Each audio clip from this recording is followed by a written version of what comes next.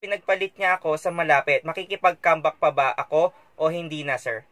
Kaya kanya kinayang ipagpalit sa malapit. Kailangan...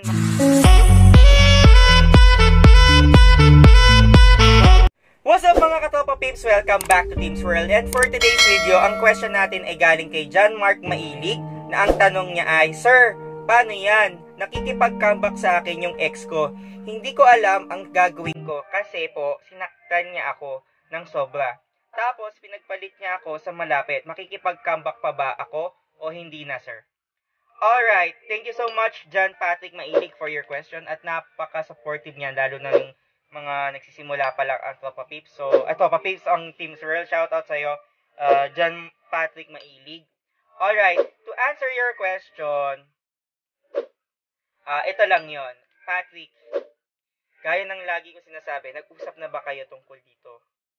Kasi importante na maging malinaw sa'yo o maging malinaw sa kanya na if and only if tatanggapin mo siya as your girlfriend again, paano niya mapapatunayan o paano niya mapapanindigan na hindi na niya uulitin pa na ikaw ay pagpalit sa malapit?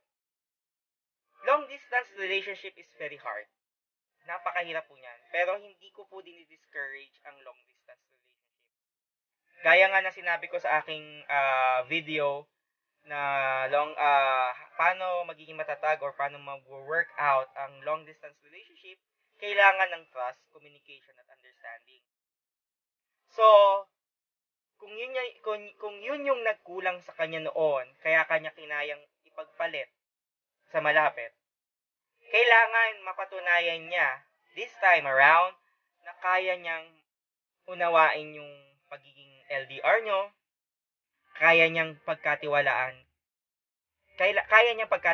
ka kahit magkalayo kayo, at higit sa lahat, kaya mo na siyang pagkatiwalaan kahit malayo na kayo. Syempre kasi napakahirap yan nakaka-stress sa utak, lalo na sa lalaki na nalaman mong pinagpalit ka sa iba dahil malayo. It will haunt you. Kumbaga, during your new relationship, kung magkakabalikan kayo, laging babalik-balik sa isip mo na, paano kung meron siyang kasamang iba, paano kung may naliligaw sa kanyang iba, paano kung nagkakagusto na rin siyang iba na malapit, mahirap. So, kailangan maibalik niya yung tiwala mo sa kanya.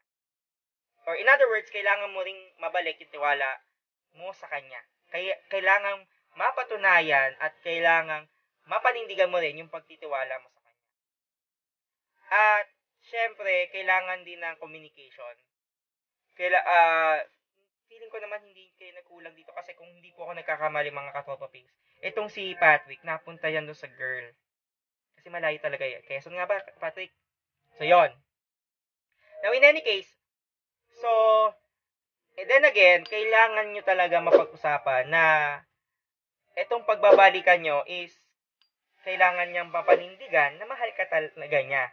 Na gagawin niya ang lahat, wag lang masira ulit yung relationship niyo. Wag lang magkaroon ng third party ulit or wag lang magkaroon ng ibang lalaki na makikiepal sa inyong relasyon kahit magkalayo kayo, okay? So I hope na nakatulong ang aking payo, John Patrick Mailig, sa tanong mong yan. And if you like this video, always click the like button, okay? So kung may questions pa kayo mga katropa peeps, comment it down below. And always remember mga katropa peeps, keep dreaming and keep living, and see you again mga katropa peeps!